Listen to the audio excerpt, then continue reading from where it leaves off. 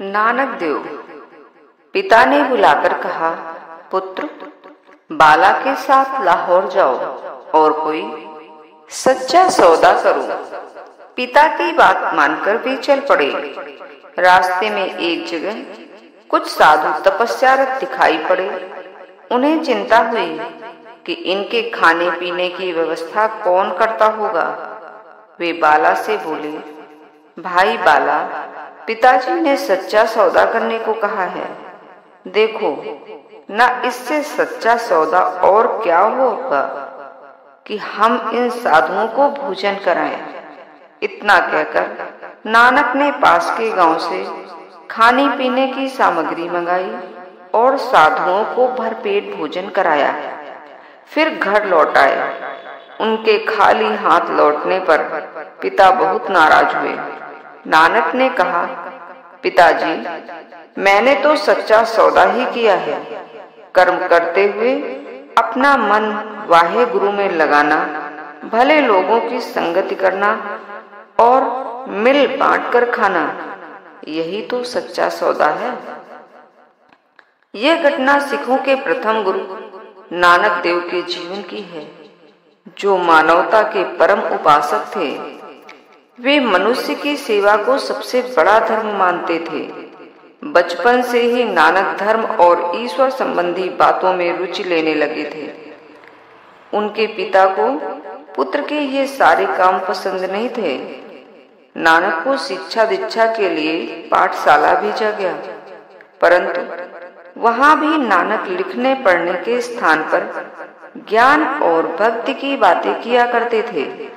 जहां अन्य बच्चे समय से अपने पाठ याद कर कक्षा में सुनाया करते, वहीं नानक सदैव गुमसुम रहते थे। वे एकांत में बैठकर घंटों तक चुपचाप मनन और चिंतन किया करते थे। वे ईश्वर के भजन और कीर्तन में इतने लीन रहते थे कि खान पान की सुध नहीं रहती थी। धीरे धीरे उनका स्वास्थ्य गिरने लगा।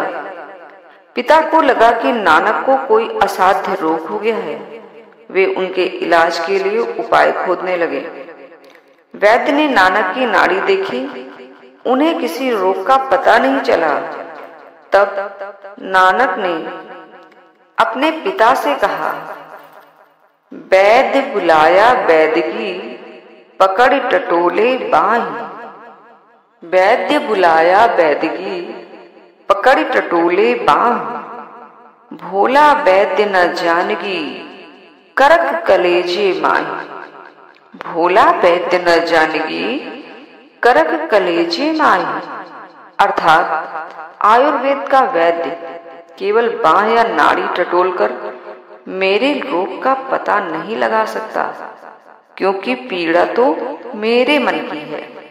नानक कुछ और बड़े हुए तो पिता को यह चिंता सताने लगी कि उनके व्यापार को कौन संभालेगा। नानक का मन तो लगातार व्यापार में लगता ही नहीं था। वह बड़ा होकर क्या करेगा। लेकिन उनकी बहन नानकी अपने वीर में असाधारण तेज देखती थी। वे समझ चुकी थी कि उनका भाई नानक आगे चलकर जरूर एक तेजस्वी पुरुष होगा, पर पिता को ये बातें कतई पसंद नहीं थी। वे चाहते थे कि उनका बेटा उनकी बताई राह पर चले, पर बेटे ने तो स्वयं को ही अपनी राह चुन ली थी। धीरे धीरे नानक की ख्याति चारों ओर फैलने लगी। उनके ज्ञान, सत्संग, भजन आदि गुणों की चर्चा दूर दूर तक होने लगी। लोगों के मन में यह बात धीरे धीरे घर करने लगी कि मेहता जी का बेटा तो कोई सिद्ध पुरुष है। इधर पिता की चिंता और बढ़ गई कि यदि नानक सन्यासी हो गए तो उनका वंश कैसे चलेगा। उन्होंने नानक को व्यापार के लिए अपने दामाद के साथ सुल्तानपुर भेज दिया। नानक को वहां पर सरकारी गल्ले की दुकान में काम मिल गया। वे अपना काम ईमानदारी पूर्वक करने लगे। काम के साथ गरीब दुखियों को मुफ्त भोजन कराना, साधु संतों की सेवा करना और ईश्वर का भजन करना उनकी दिनचर्या थी।